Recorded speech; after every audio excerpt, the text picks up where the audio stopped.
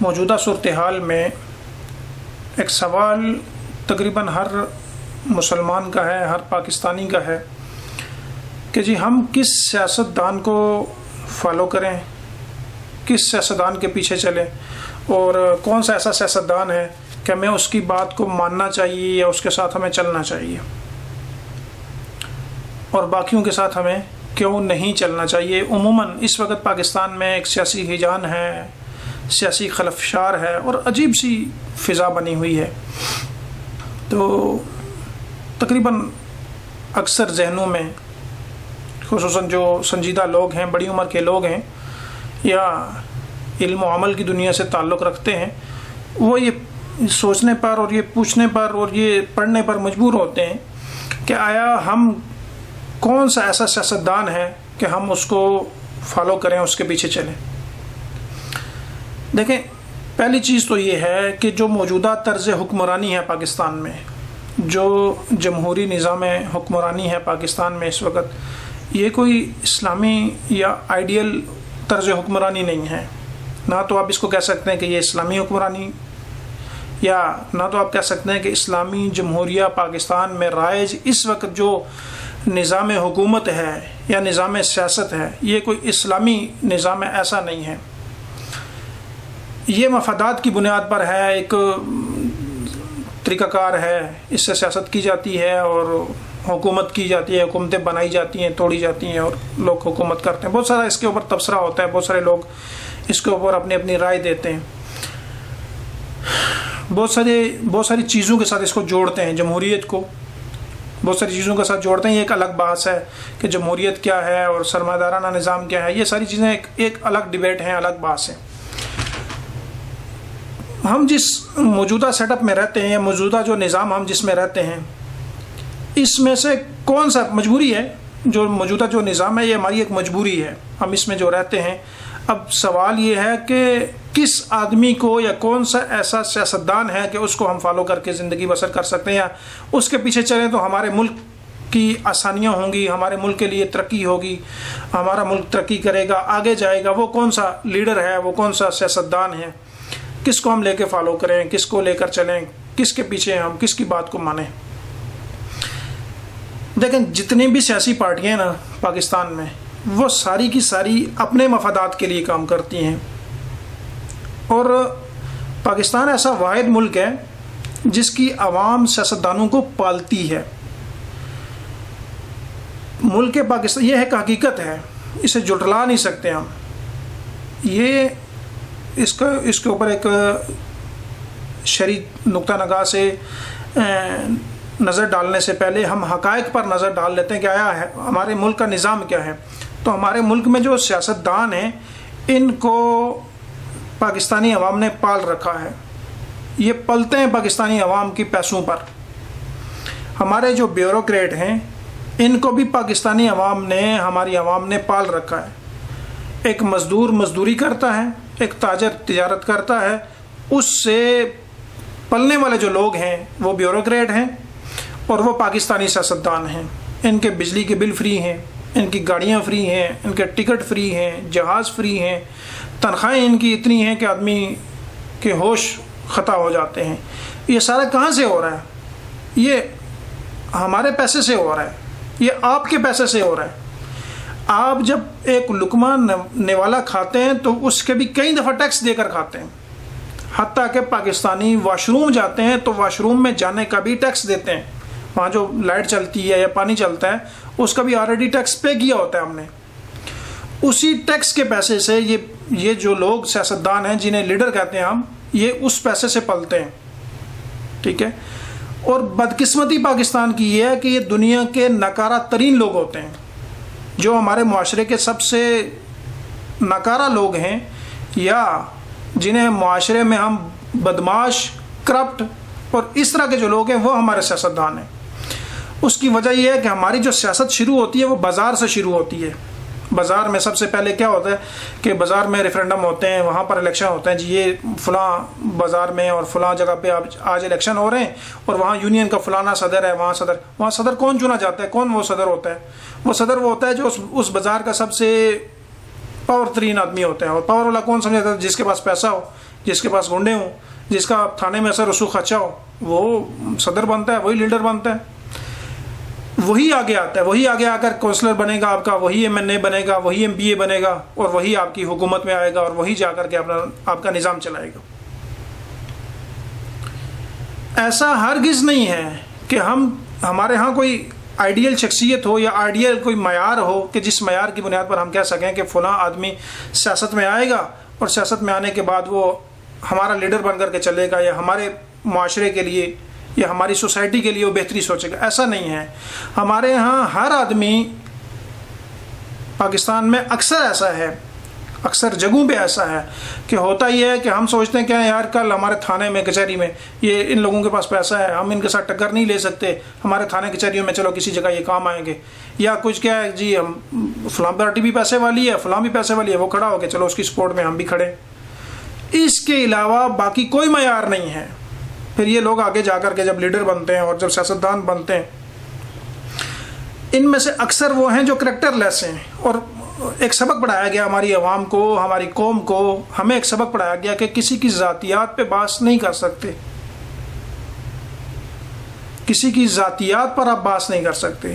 بھائی کیوں بحث نہیں کر سکتے؟ وجہ کہ جی یہ ایک غیر اخلاقی طریقہ ہے۔ ایسا نہیں ہے۔ دیکھیں ہم مسلمان ہیں، مسلمانوں میں سب سے پہلے ذات دیکھی جاتی ہے، ذاتیات دیکھی جاتی ہیں، کہ جو ایک گواہی ہے نا، کوئی دو آدمی لڑ جائیں تو تیسرا آدمی گواہی دے، یا دو کسی بھی قضیے میں دو فریق گواہی دینے کے لیے آ جائیں، تو شریعت یہ کہتی ہے بحیثیت مسلمان، ہمارا قانون، ہمارا رول، ہمارا جو اسلامی سیٹ اپ ہے وہ یہ کہتا ہے کہ سب سے پہلے ان گواہی دینے والوں کی ذات کو دیکھو، کہیں وہ جھوٹے تو نہیں ہیں، ان کو ذاتی حیثیت میں جانچو کہ وہ آدمی ٹھیک ہونے چاہیے، وہ آدمی ٹھیک ہوں ذاتی طور پر، تب وہ گواہی دے سکتے ہیں۔ ایسا نہیں ہے کہ شریعت نے کہا کہ ان کی ذات پہ اوپر بحث نہیں کرنا اور ان کو جو ایسے کیسے آ جائے بس گواہی لے لو، ایسا نہیں ہے۔ جب ایک گواہ کی، یہ میں موٹی سی ایک مثال اس لیے دے رہا ہوں کہ جو ہر کھوپڑی میں آ سکتی ہے، ہر آدمی کو بات سمجھ آ سکتی ہے۔ جب ایک گواہی دینے والے کے لیے اسلام نے یہ معیار رکھا ہے کہ اس کی گواہی سے پہلے اس کو خود جانچا جائے ذاتی طور پر کیا ہے، وہ خود کیسا ہے، اس کا کریکٹر کیسا ہے، اس کی زبان کیسی ہے، ساری چیزیں جانچی جاتی ہیں، پھر اس کی گواہی قبول ہوتی ہے۔ تو آیا گواہی دینے والے کے لیے شرائط ہیں، تو کیا جو گواہی لے رہا ہے جج ہے، موجودہ قاضی ویسے شرعن کہتے ہیں اس کو اس اصطلاح میں، اسلامی اصطلاح میں، لیکن جو جج ہے اس کے لیے کوئی معیار نہیں ہے کہ وہ جج کیسا ہونا چاہیے۔ پھر اگر جج کے لیے بھی معیار ہے کہ وہ اس کرائٹیریا کا آدمی ہونا چاہیے، تو کیا جو جج کو پوائنٹ کرنے والا ہے، جج کو بھرتی کرنے والا ہے، اس عہدے پہ بٹھانے والا ہے، حکمران ہے جو حکمرانی کر رہا ہے آپ کی، اس کے لیے کوئی معیار نہیں ہے۔ اکثر سیاستدان ہمارے ایسے جو کریکٹر لیس ہیں، وہ مرزا غلام احمد قادیانی کے اوپر جب بات کرو نا، تو سب سے پہلے وہ کہتے ہیں جی ذاتیات پہ بات مت کرو۔ کیوں جی بات نہ کریں؟ ہم تو کہتے ہیں ہمارے نبی محمد رسول اللہ صلی اللہ علیہ وسلم ہیں، آپ ان کی ذات پہ بات کر سکتے ہیں، ان کی اخلاقیات پہ بات کر سکتے ہیں، ان کے اوصاف پہ بات کر سکتے ہیں، ہر ایک کھلا چیلنج ہے، آ جاؤ۔ آپ کو کیا تکلیف ہے کہ مرزا غلام احمد قادیانی کے جو ذاتیات پہ بات نہیں کر سکتے؟ اسی طرح ہمارے جو سیاستدان ہیں ان کا بھی یہی کہنا جی ہماری ذات پہ بحث نہ کریں، ہم زانی ہیں، شرابی ہیں، کرپٹ ہیں، ڈاکو ہیں، معاشرے میں ہمیں اچھا نہیں سمجھا جاتا۔ وہ ایک الگ بات ہے کہ ہم ووٹ لے کر آ جاتے ہیں، پیسے کی وجہ سے ہمارے پاس پاور ہے، غریب لوگوں کی مجبوری ہے ہمیں تسلیم کرنا، تو اس وجہ سے ہم سیٹ اپ چلا رہے ہیں، اسے ہمارے ہاں ایک ڈنڈا سسٹم ہے چل رہا ہے۔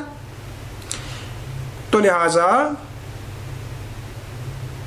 نام لینے کی ضرورت نہیں ہے، ٹھیک ہے۔ اصول کے اوپر میں بات کر دیتا ہوں کہ جو بھی سیاستدان ذاتی حیثیت میں ٹھیک ہو، پہلی بات ہے جب آپ الیکشن کا موقع ہو، ہماری سیاست اگر بازار کے بجائے مسجد سے شروع ہو نا، تو میں سمجھتا ہوں پاکستان میں چینج آ سکتا ہے، پاکستان ترقی کر سکتا ہے، اور اس کی ایک ہی راستہ ہے کہ وہ ہماری جو سیاست ہے وہ بازار کے بجائے، گند کے بجائے وہ مسجد سے شروع ہو۔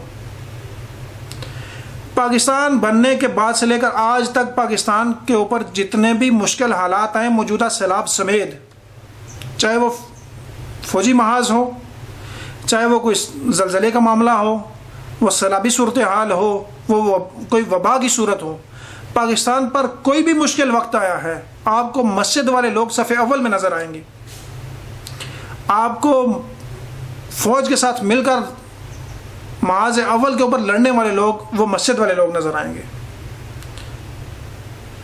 آپ کو زلزلے کے موقع پر بڑھ چڑھ کر کام کرنے والے لوگ وہ مسجد والے لوگ نظر آئیں گے، سیلاب کے موجودہ صورتحال میں سب سے صف اول میں کام کرنے والے لوگ وہ مسجد والے لوگ ہیں۔ باقی جو ہمارے سیاسی لوگوں نے سیلاب میں کام کیا ہے، یہ باتیں کچھ ایسی ہوتی جو شیئر نہیں کی جا سکتی۔ بہت سارے لوگوں نے بذات خود مجھ تک یہ پیغام پہنچا، کئیوں کا فون میں نے خود سنا ہے۔ ایک بابا جی کی بات میں نے سنی، انہوں نے کہا جی اتنا دل دکھتا ہے کہ ہمارے ہاں یہ آتے ہیں اور ہمیں کچھ 2-4-5 ہزار کی خدمت ہماری کرتے ہیں، اور کیا ہوتا ہے ہماری تصاویر اتارتے ہیں، ہماری عزت کو تاتار کر کے رکھ دیتے ہیں۔ اس بابا جی نے فون کیا جس نے، اس کے باتیں سن کر کے رونا آ گیا، حتیٰ کہ اس نے جو حالات بتائے کہ ہمارے ہاں ہمارا جو تعاون کیا جا رہا ہے یا ہمارے ساتھ جو معاونت کی جا رہی ہے وہ کس صورتحال میں ہے، اور کرنے والے لوگ کون ہیں؟ سیاسی لوگ ہیں۔ بھائی کسی کے ساتھ آپ تعاون کر رہے ہیں تو اس کو فوٹو سیشن کرنے کی کون سی ضرورت ہے؟ کسی کو آپ آٹا دے رہے ہیں تو اس آٹے کی تھیلی کے لیے کسی کی عزت کو تتار کرنے کی کون سی ضرورت ہے؟ یہ ایک الگ موضوع ہے، ایک الگ بات ہے، موضوع سے ہٹ جائے گی۔ میں بات یہ کر رہا تھا تجرباتاً 1947 سے لے کر 2022 آج تک، اگست 2022 تک پاکستان پر کوئی بھی مشکل وقت آیا ہے، صف اول میں وہ لوگ ہیں جو کہ مسجد سے جڑے ہوئے ہیں، اور پاکستانی حکمرانی میں وہ لوگ ہیں جو بازار سے جڑے ہوئے ہیں، جن کو معاشرے میں اچھا نہیں سمجھا جاتا، وہ حکمرانی کے ساتھ جڑے ہوئے ہیں۔ تو چینج کی ایک ہی صورت ہے، تبدیلی کی ایک ہی صورت ہے کہ وہ بحث ذات سے شروع کی جائے کہ ہمارے معاشرے میں کون سا ایسا شخص ہے کہ جو ذاتی طور پر ٹھیک ہے، کسی گناہ کے ساتھ وہ جڑا ہوا نہیں ہے، اس کو آگے لایا جائے، نہ کہ ایسے لوگوں کو کہ جو ان کے پاس جی مال ہے، پیسہ ہے، تھانے میں ان کے اثر رسوخ ہے، کچہریوں میں ان کے اثر رسوخ ہے، تو ہم مجبور ہیں ان کو ووٹ دینے سے۔ بھائی چلو آج سے 10-15 سال پیچھے چلے جائیں تو ایک بات سمجھنے کی تھی، ماننے کی تھی، یہ پاسبل تھا کہ آپ اس وجہ سے کسی کو ووٹ دے رہے تھے، لیکن آج تعلیم شعور کا دور ہے، آپ کو کسی کے پیسے سے، کسی کے جاہ و جلال سے، کسی کے تھانے کے اثر سے، کسی کے کچہری کے رسوخ سے گھبرانے کی ضرورت نہیں ہے۔ اب ایسے لوگوں کو لے کر آگے آئیں جو کہ کسی بھی گناہ کے ساتھ جڑے ہوئے نہ ہوں، وہ کریکٹر لیس نہ ہوں، وہ اخلاقیات میں بری چیزوں میں ملوث نہ ہوں، وہ نشے میں ملوث نہ ہوں۔ یہ چیزیں ذاتیات کو پہلے ڈسکس کریں گے تو چینج آئے گا۔ جب تک کسی سیاستدان کی ذات ڈسکس نہیں ہوگی ملک میں چینج نہیں آ سکتا۔ یہ اصول ہی نہیں ہے کہ جو آدمی اپنی ذات کو ٹھیک نہیں کر سکتا وہ دوسرے کو کیسے ٹھیک کرے گا۔ یہ جو دیکھا جائے اگر نبی کریم صلی اللہ علیہ وسلم یا اس سے پیچھے یا اس کے بعد دیکھا جائے، جو من جانب اللہ یا جو کامیاب لوگ ہیں جن کو دنیا کامیاب مانتی ہے، اگر دنیا کائنات بننے سے لے کر آج تک سب سے زیادہ کسی کو کامیابی کو آخری سٹیج پہ مانا جاتا ہے، یا جس انسان کو دنیا کے اپنے پرائے سارے دشمن مانتے ہیں کہ وہ آدمی کامیاب ترین انسان تھا، تو وہ محمد رسول اللہ صلی اللہ علیہ وسلم کی ذات ہے۔ ان کی ذات کیا بحث کی جا سکتی ہے کہ نہیں کی جا سکتی؟ بالکل نبی کریم صلی اللہ علیہ وسلم کی ذات کے ہر زاویے پر بحث کی جا سکتی ہے، اور نبی صلی اللہ علیہ وسلم کی ذات کا ہر زاویہ بےتاج خوبیوں کا بادشاہ تھا۔ تو آج کے لیڈروں کی بحث کیوں نہیں کی جا سکتی؟ ایک بات، پہلی بات یہ ہے کہ جن لوگوں کو آپ ٹھیک نہیں سمجھتے، آپ کو پتہ ہے کہ فلاں فلاں جرائم میں وہ ملوث ہے، اور ہماری سیاست شروع یہیں سے ہوتی ہے۔ ہماری سیاست کا آغاز کیا؟ بازار آغاز ہے، اور بازار میں بھی اس آدمی کو آگے کیا جاتا ہے جو کرپٹ ترین ہوتا ہے، جس سے بازار والے ڈرتے ہیں، اس کو آگے کیا جاتا ہے۔ تو آغاز اس سے کریں کہ اس آدمی کو آگے لے کر آئیں کہ جو علوم و فنون سے بھی وابستہ ہو، جو اچھے اخلاق بھی رکھتا ہو، اور کسی گناہ میں ملوث بھی نہ ہو۔ اس کا ایک ہی حل ہے کہ وہ آدمی مسجد سے جڑا ہوگا. وہ عالم بھی ہو سکتا ہے، غیر عالم بھی ہو سکتا ہے، لیکن اس کی زندگی گناہوں سے پاک ہوگی تو ملک ترقی کرے گا، چینج آئے گا. نمبر 2، کس پارٹی کے ساتھ؟ یہ بھی ایک بہت بڑا مسئلہ ہے پاکستان میں کہ آپ صرف کسی ایک کینڈیڈیٹ کو کھڑا کر دیتے ہیں. ممکن ہے کہ وہ آدمی ٹھیک ہو، 100% نہیں تو 98% ایسا ہوتا ہے کہ وہ آدمی ٹھیک ہوتا ہے، چلو جی وہ ٹھیک ہے، لیکن وہ ایسے لیڈر سے وابستہ ہے کہ مجبوراً اس سے بہت کچھ کرنا پڑ جاتا ہے، بہت سارے گناہوں میں اس کو حصہ بننا پڑ جاتا ہے. تو پارٹی لیڈر بھی اس کا انتخاب کریں. یہ اپنے ذاتی مفادات کو قطع نظر رکھیں، اس کو پیچھے چھوڑ دیں. ان کو آپ کی اچھائی، آپ کی پسندیدگی، ان چیزوں کو چھوڑ دیں کہ میری پسند یہ ہے کہ میں نواز شریف کو پسند کرتا ہوں، میں عمران خان کو پسند کرتا ہوں، میں فلانے کو پسند کرتا ہوں. ان کو چھوڑ دیں. میں کس کو پسند کرتا ہوں اس کو قطع نظر رکھیں. یہ دیکھیں کہ آیا ان میں سے کس کی زندگی کو ڈسکس کیا جا سکتا ہے، یا کس کی زندگی ایسی ہے جس کی زندگی پر بات کی جائے تو وہ یہ نہ کہے کہ جی ذاتیات کے اوپر مت آئیں. کون سا لیڈر ایسا ہے جس کی ذاتیات پر بحث ہو سکتی ہے؟ ایک ہوتا ہے نا الزام لگانا، الزام تراشی پاکستان میں بہت زیادہ ہے. الزام نہ ہوں. ہمارے ہاں ایک ہوا چلائی جاتی ہے کہ فلاں سیاستدان ایسا ہے، بس لوگوں کو کچھ پتہ نہیں ہوتا، پتہ ہی نہیں ہوتا، اس ذات کے بارے میں پڑھا ہی نہیں ہوتا، اس آدمی کو جانتے ہی نہیں ہوتے. بس وہ میڈیا کی جو ہوا چل رہی ہوتی ہے یا لوگوں کے منہ سے جو بات سنائی ہوتی ہے اسی کے اپنے کانوں میں بسا لیں. ایسا نہ ہو. جس چیز کی تحقیق ہو، کسی بھی سیاستدان کے اوپر کوئی الزام لگتا ہے تو فوراً سے اس کو اپنے یقین میں لے کے آ جانا. ایسا نہیں ہے. آپ کو پتہ بھی ہونا چاہیے کہ واقعتاً ایسا ہے کہ نہیں ہے. ٹھیک ہے، تو اس کا کیسے پتہ چلے گا؟ میڈیا سے نہیں. میڈیا ہمارے ہاں 80% ایسا ہے کہ جو پیسے کے اوپر چلتا ہے، جھوٹ کے اوپر چلتا ہے. آپ کوشش کریں کہ آیا عدالتی فیصلے یا عدالتوں میں آدمی کتنا مطلوب ہے، کتنے عدالتی فیصلے اس آدمی کے خلاف آئے ہیں. موجودہ جتنی بھی سیاسی جماعتیں ہیں، ان کے لیڈر جتنے بھی ہیں، ان کو ہم عدالتی فیصلوں پر دیکھ سکتے ہیں کہ آیا چلو عدالتی فیصلے اس کے خلاف تو نہیں آئے، لیکن عدالتوں میں کیس پینڈنٹ ضرور ہیں کہ کتنے کیس ایسے ہیں جن سے بھاگا ہوا ہے، کتنے کیس ایسے ہیں جو اس کے خلاف کیے گئے ہیں، یا کتنے کیسوں سے وہ بھاگ رہا ہے. یہ کچھ چیزیں ہمیں راستہ دیں گی کہ آپ دیکھ سکتے ہو وہ سیاستدان کیسا ہے. تو لیڈر بھی اس کو چنو جس کی ذات کے اوپر بات ہو سکتی ہو، جو اپنی یہ نہ کہے کہ میری ذات کے اوپر بات مت کرو. جو آدمی اپنے آپ کو ٹھیک نہیں کر، یہ اصول ہیں کہ جو اپنے آپ کو ٹھیک نہیں کر سکتا وہ دوسرے کو کبھی بھی نہیں کر پائے گا. تو لیڈر بھی اس کو چنو جس کی ذات پر بحث ہو سکتی ہو، جو کہے جی موسٹ ویلکم، آ جائے میری ذات پہ بحث کریں، میں نے کتنی چوری کی ہے پاکستان میں. ایک الزام لگانا میڈیا کے، اس کو چھوڑ دیں.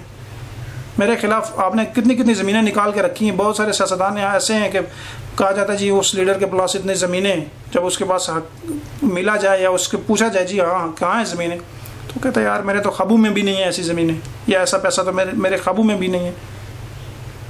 تو الزام سے ہٹ کر کے حقائق پر دیکھا جائے کہ کون سا لیڈر ایسا ہے جس کے خلاف ایسے الزامات نہیں ہیں، عدالتوں میں ایسے کیس نہیں ہیں، وہ گناہوں میں ملوث نہیں ہے. ہم مسلمان ہیں اور مسلمان ہو کر رونا روتے ہیں کہ جی قرآن میں ہے کہ اسلام آئے گا تو غالب ہوں گے.